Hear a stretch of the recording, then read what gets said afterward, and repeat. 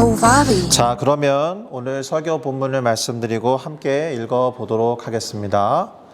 2026년 5월 24일 싱가포르 순복음교회의 주일 예배 설교 본문은 빌립보서 4장 4절부터 7절까지의 말씀이 되겠습니다.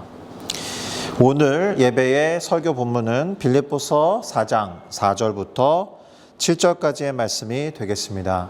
이 시간 다 같이 기록된 하나님의 말씀으로서의 성경을 존중하며 또 경외하는 마음을 담아서 그 자리에서 모두 일어나셔서 오늘 설교 본문 빌립보서 4장 4절부터 7절까지의 말씀을 함께 읽어보도록 하겠습니다. 주 안에서 항상 기뻐하라. 내가 다시 말하노니 기뻐하라. 너희 관용을 모든 사람에게 알게 하라. 주께서 가까우시니라. 아무것도 염려하지 말고 다만 모든 일에 기도와 간구로 너희 구할 것을 감사함으로 아뢰라. 그리하면 모든 지각에 뛰어난 하나님의 평강이 그리스도 예수 안에서 너희 마음과 생각을 지키시리라. 아멘. 모두 자리에 앉아주시기 바랍니다. 자, 저는 방금 우리가 함께 읽어보았던 빌립보서 4장 4절부터 7절까지의 말씀을 가지고 항상 기뻐하라 라고 명할 수 있는 이유, 이와 같은 제목으로 잠시 말씀을 나누고 함께 기도하면서 하나님께서 주신 깨달음을 가지고 그 뜻에 순종하며 나아가기를 원합니다. 자, 사랑하는 싱가포르 순복음교회 성도 여러분, 우리가 시험을 볼 때 답을 찾기 어려운 문제를 만나게 되면 어떻게 합니까? 결국에는 답을 찾기가 쉽지 않기 때문에 찍어야 되는데요, 속된 말로. 그래도 아무렇게나 찍는 것보다는 나름의 방법을 또 나름의 규칙을 가지고 답을 찾는 과정을 거치는 게 좋지 않겠습니까? 사실 그렇게 정식적으로 부르는 명칭인지는 잘 모르겠는데 일종의 속어법이라는 방법이 있습니다. 정말 답을 찾기 어려울 때 확실히 답이 아닌 것을 먼저 제거하는 방식을 말합니다. 그러니까 확실히 답이 아닌 것을 제거한 다음에 한두 개가 남았을 때 그 두 개를 가지고 고민하는 것이 훨씬 더 정답에 가까이 갈 수 있는 방법이 된다라는 것이죠. 맞힐 확률을 높이는 방법이기도 하고 틀릴 확률을 줄이는 방법이기도 합니다. 그래서 어떤 말들이 나오면 이거는 확실히 답이 아니겠구나 하고 제거할 수 있는지 그런 말들에 대해서 잠시 살펴볼 필요가 있는데요. 어떤 말들일까요? 항상, 언제나, 모든 경우에, 무조건 이런 식의 표현을 사용한 항목이 있다면, 이런 단어가 사용된 항목이 있다면 답이 아닐 가능성이 상당히 높죠. 다음 중 맞는 걸 고르십시오. 이렇게 물었을 때 무엇인가는 항상 그렇다. 무엇인가는 언제나 그렇다. 모두 그렇다. 무조건 그렇다. 이런 식으로 말하는 항목이 있다면 그것은 답이 아닐 가능성이 매우 높은 것이죠. 그러니까 그런 단어들이 들어간 항목을 제외해 놓고 고민이 되는 두 개 정도의 항목을 가지고 끝까지 생각해 보고 이렇게 고민하고 생각해 본다면 답을 찾기가 훨씬 쉬울 거다라는 겁니다. 자, 지금 제가 언급해 드렸던 항상, 언제나, 무조건, 예외됨이 없이 이런 단어들은 흔히 우리가 불변의 진리를 표현할 때만 성립하고 주로 사용하는 표현들이 될 겁니다. 영어 표현에서는 불변의 진리를 표현할 때 항상 현재형 동사를 사용하는 경향이 있지 않습니까?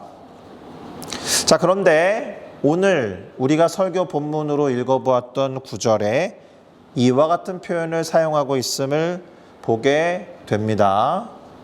무슨 구절이었습니까? 주 안에서 항상 기뻐하라. 내가 다시 말하노니 기뻐하라 라는 빌립보서 4장 4절 말씀이 그것입니다. 항상 기뻐하라 라는 말, 그러니까 항상이라는 단어를 썼다라는 것이죠. 앞서 말씀드린 대로 시험 문제를 해결하는 방식을 함께 생각해 보아도 그렇고, 불변의 진리에 해당할 만큼 예외가 없는 경우를 표현하는 이 단어 항상을 사용했다라는 것은 쉽게 납득하기 어려운 예가 될 겁니다. 왜냐하면 항상 그럴 수 있는 게 아니다라는 생각이 들기 때문에 그렇게 쉽게 결정하고 또 와닿지 않는다라는 것이죠. 그럴 수 없을 것 같은데, 항상 그럴 수 없을 것 같은데 왜 명령하고 있는가? 이런 질문이 떠오르게 될 겁니다. 그래서 일단 이 문장을 우리는 새롭게 해석해 볼 필요가 있겠다는 생각이 듭니다. 먼저 이렇게 생각해 보면 어떨지 던져봅니다. 사도 바울이 빌립보 교회와 성도들에게 항상이라는 말을 사용하면서 기뻐하라 라고 명령할 수 있는 나름대로의 근거와 이유가 있었을 것이다 라는 겁니다. 어떻게 항상 기뻐할 수 있는가 라는 질문에 답할 수 있을 만큼 항상 기뻐할 수 있는 이유와 근거가 있기 때문에 이와 같은 명령을 하고 있었던 것이 아니냐라는 거예요. 어떤 말 때문에 사도 바울은 항상 기뻐하라 라는 말을 쓸 수 있었는가? 우리가 읽어보았던 구절에 보면 주 안에서 라는 말이 있습니다. 영어로 말하면 in the Lord가 되겠죠? 주 안에서 라고 해석을 해 놓았지만 다른 의미로는 주님으로 인해서, 주님 안에서, 주님 때문에 이런 의미로도 해석이 가능한 구절이 될 겁니다. 자, 그러면 마치 불변의 진리를 표현하고자 할 때 항상이라는 단어라든지 현재형을 사용하듯이 주 안에서라는 말 때문에, 주님 때문에, 주님으로 말미암아서라는 이 말 때문에 사용할 수도 있겠다라는 생각이 들 겁니다. 무슨 말이냐 하면 그리스도 안에 거함으로 인해서 또한 주 안에 머무는 상태에 있기 때문에 그래서 항상 나타나는 기쁨일 수 있다라는 뜻입니다. 그러니까 이와 같은 상태에 있는 한, 또는 주님이 함께 하시는 한, 또는 우리와 늘 함께 하시는 주님 때문에라는 조건이 있는 한, 항상 기쁠 수 있기 때문에 사도 바울은 지금 이렇게 명령할 수 있다라는 겁니다. 할렐루야. 바로 그리스도 때문에라는 것이죠. 따라서 이 말은 다르게 말하면 항상 주 안에 머물러 있으라라는 말과 같은 의미인지도 모릅니다. 항상 주 안에 머물 수 있다면 기쁨을 선택할 수 있기 때문에, 항상 우리 안에 머무시는 주님 때문에 기뻐할 수 있다라는 그 근거로 인하여서 항상 기뻐하라라고 명령할 수 있었다라는 뜻이 되는 겁니다. 항상 기뻐할 수 있는 근거와 이유가 주님 때문에라는 것이에요. 그래서 항상 기뻐하라라고, 주 안에서 기뻐하라라고 말하면서 always, 항상, 무조건적으로, 변함없이, 언제든 이런 말을 같이 써놓았다라는 뜻이 되는 겁니다. 그리고 여러분, 한 가지 중요한 것을 구분해야 합니다. 어떤 것이냐 하면 항상 기쁨을 느끼는 상태와 기뻐할 수 있는 근거를 항상 갖고 있는 상태를 구분해야 된다. 다시요, 잘 생각해 보세요. 항상 기쁨을 느끼는 상태, 이거는 사실 불가능합니다. 그러나 기뻐할 수 있는 이유와 기뻐할 수 있는 근거가 사라지지 않고 우리 안에 항상 있는 상태는 가능한 거죠. 결론부터 말씀드리는 것인지 모르겠지만 주님이 우리 안에서 떠나지 않는 한 이 주님 때문에 항상 기뻐할 수 있다라면 내가 쉽지 않은 상황 가운데 있어도 내 안에서 떠나지 않고 항상 머무시는 주님 때문에 기쁨을 언제나 선택할 수 있다라는 뜻이 되는 겁니다. 할렐루야. 항상 기뻐할 수 있는 상태와 항상 기뻐할 수 있는 근거를 가진 상태는 구별되어야 한다라는 거예요. 주 안에 항상 머물면, 주님과 항상 가까이 지내면 말 그대로 언제나 기뻐할 수 있는 근거, 언제나 기뻐할 수 있는 이유, 그것을 가진 상태에 있다라고 말할 수 있는 겁니다. 할렐루야. 그리고 오늘 우리가 살펴본 설교 본문에서 한 가지 말하고 있는 것을 또 살펴볼 것이 있는데요. 관용이라는 단어가 사용되었습니다. 영어로는 gentleness라고 되어 있었는데 온유함을 가지고 사람을 포용하는 것도 주님과 가까이 있거나 주님 안에 거하는 삶의 자연스러운 결과다라는 겁니다. 자, 오늘 본문 빌립보서 4장 5절을 봐야 하는데요. 제가 읽어보겠습니다. 너희 관용을 모든 사람에게 알게 하라. 주께서 가까우시니라. 아멘. 이렇게 되어 있습니다. 자, 그러면 여러분 지금 읽은 이 구절이 어떻게 읽힙니까? 어떤 뜻으로 와닿습니까? 마치 주께서 가깝기 때문에 관용을 표현할 수 있다 이렇게 읽히겠죠. 자, 그러면 여러분 주님께서 가까이 계신다, 주님께서 가깝다라는 것을 어떻게 이해하고 어떻게 해석해야 될까요? 마치 주님이 오실 날이 머지 않았으니 더욱 그래야 한다 이렇게 읽히나요? 주님이 다시 오실 날이 머지 않았으니 주님으로부터 칭찬을 받기 위해서라도 관용을 표현해야 된다 이런 뜻으로 읽힐까요? 주님이 머지않아 다시 오실 것이고 그분이 가까이 계시니 책망받지 않기 위해서라도 다른 사람에게 온유하게 다른 사람을 관용해야 한다 이렇게 읽히겠습니까? 어떻습니까? 살짝 제가 이렇게 질문을 던진다라는 것은 그렇게 읽으면 안 될 것 같다라는 뜻 아니겠습니까? 저는 이 구절도 이렇게 봐야 한다라고 생각합니다. 주께서 나와 가까이 계신 상태, 마치 주님이 내 안에 들어와 계신 상태에서는 다른 사람을 향한 관용이나 다른 사람을 온유함으로 품는 것이 대단히 자연스러운 결과, 그렇게 나타날 것이다. 주님이 나와 가까이 계시기 때문에 다른 사람에게 관용을 베풀 수 있다. 이런 식으로 읽힌다라는 겁니다. 마치 항상 기뻐해야 될 근거가 되시는 주님이 내 안에 계셔서 떠나지 않기 때문에 기쁨을 표현할 수 있듯이 항상 나와 가까이 계시는 주님 때문에 다른 사람을 온유하게 품고 그 사람에게 관용을 베풀 수 있다라는 식으로 읽힌다라는 겁니다.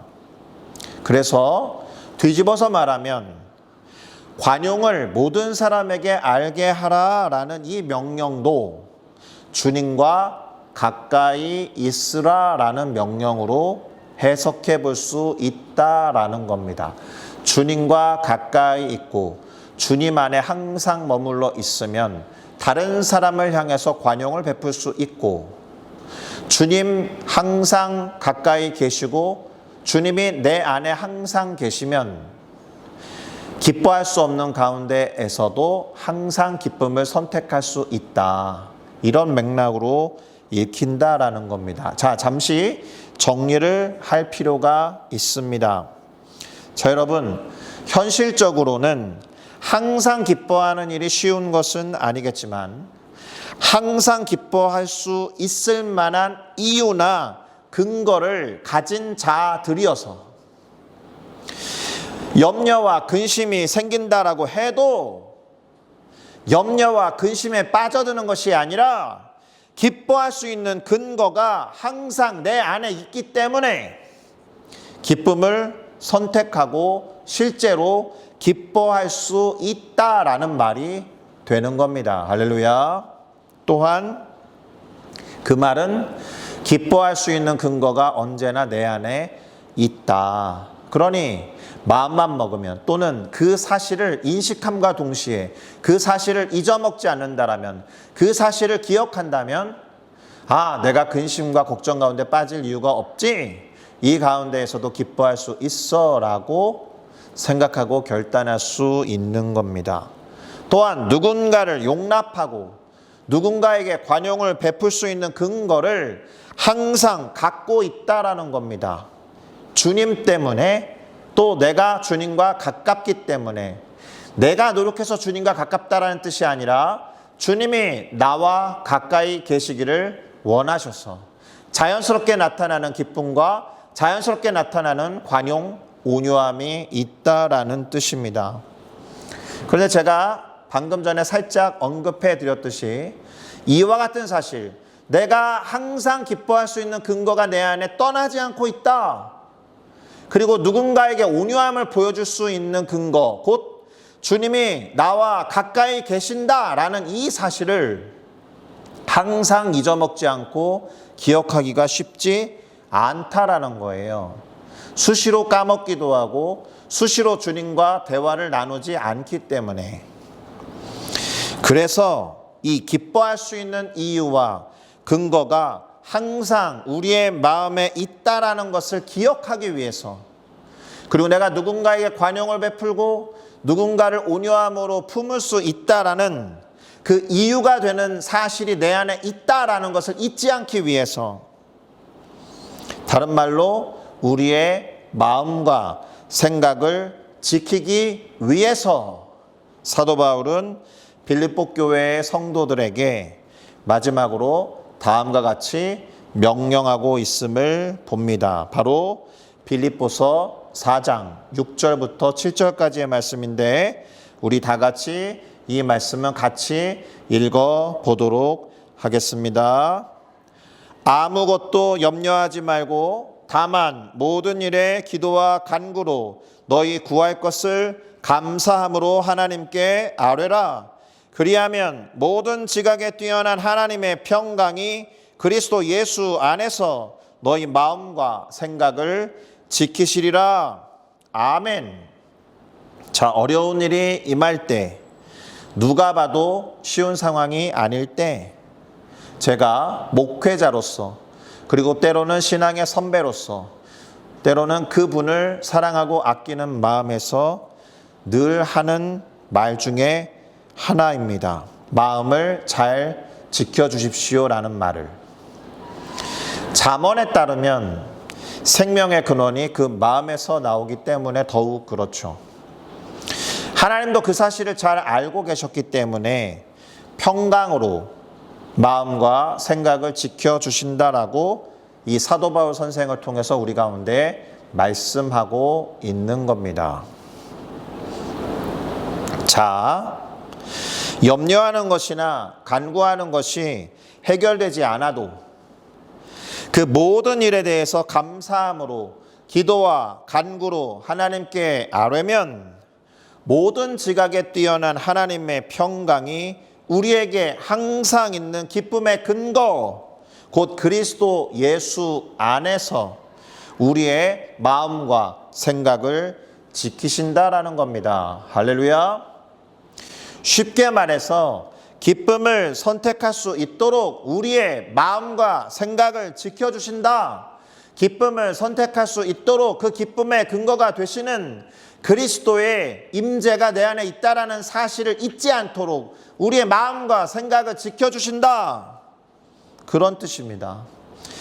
염려나 근심의 상황을 해결해 주셨으면 좋겠는데, 우리가 기도와 간구로 기도의 제목을 아뢰면 그 문제를 즉시로 해결해 주시면 참 좋겠는데, 그렇게 해 주실 때도 물론 많이 있지만 하나님이 원하시는 것은 우리 안에 모든 지각에 뛰어난 하나님의 평강이 임하여서 마음과 생각을 지킬 수 있게 해주신다라는 거예요.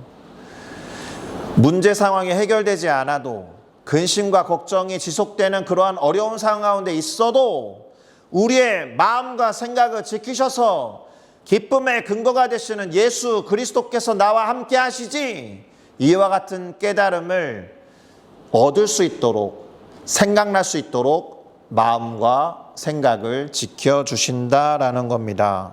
할렐루야. 그러니 바울 선생님이 오늘 본문에서 항상 기뻐하라고 명령할 수 있었던 이유가 뭐라는 거예요? 우리가 하나님 앞에 감사함으로 기도와 간구를 할 수 있다라는 것 하나, 두 번째, 모든 지각에 뛰어난 하나님의 평강이 우리들의 마음과 생각을 그리스도 예수로 인하여서, 그리스도 예수로 말미암아서 지켜주신다라는 것을 알고 있기 때문에 그 믿는 구석으로 인하여서 항상 기뻐하라라고 명령할 수 있었다라는 겁니다.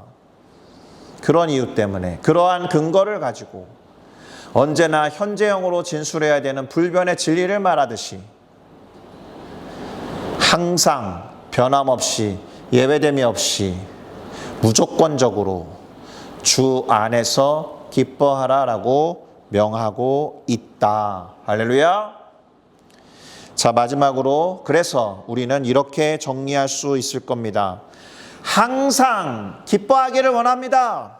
이렇게 기도하고 간구하는 것보다도 기뻐할 이유와 근거가 되시는 그리스도께서 항상 우리 안에 계신 것에 대해서 감사하고 그 사실을 잊지 않으면서 늘 수시로 깨달을 수 있도록 하나님께 아뢰야 한다라는 거예요. 마치 오늘 바울 선생님을 통해서 하나님이 약속하신 것과 같이 마음과 생각을 지키시는 하나님의 평강이 내 삶에 역사하시도록 간구하고 기도하는 것, 이것이 오늘의 결론이 될 겁니다. 그러면 자연스럽게 기쁨이 나타날 것이고 다른 사람을 향한 관용도 표현할 수 있다. 내 안에 기쁨의 근거가 되시는 그분이 항상 계시기 때문에 내 안에 관용을 베풀 수 있고 사랑으로 누군가를 품을 수 있는 온유함의 근거가 되시는 그분이 가까이 계시기 때문에, 할렐루야, 기도와 간구, 무엇보다도 모든 지각에 뛰어난 하나님의 평강, 그리고 마음과 생각을 지켜주시는 그리스도 예수로 말미암아 항상 기뻐할 수 있고 항상 관용을 표현할 수 있다라는 사실을 기억하면서 주님과 가까이, 그리고 주님을 모시고 살아가는 우리 모두가 되어야 할 줄로 믿습니다. 주님이 가까이 계시면, 주님이 우리 안에 머무시며 떠나지 아니하시면, 소위 성령이 임하여서 우리 안에 충만하시면 기쁨, 곧 우리가 5월달 들어서 계속 설교하고 있는, 가르치고 있는 희락이 나타나고 다른 사람에게 기쁨과 즐거움으로 관용을 보여줄 수 있다라는 겁니다. 그렇게 기도하며 간구하는 우리 모두가 되기를 예수 그리스도의 이름으로 축복합니다. 할렐루야. 기도하시겠습니다. Movavi